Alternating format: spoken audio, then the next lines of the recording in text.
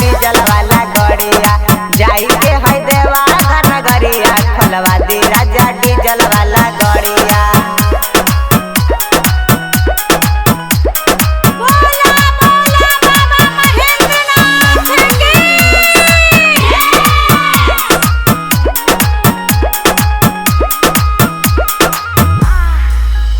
काहे ऐसे बोला तानी उता होवे महादानी जे जाला शिव के दुआरिया ओकरा सपना पूरा हो जाली।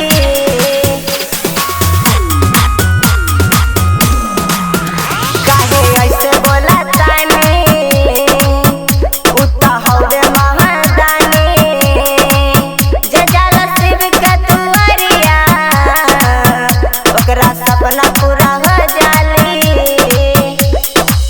राजा वीरवाना पिया गोपाला दीवाना साथ चल जाग देवा घर नगरिया राजा हमरा की नदी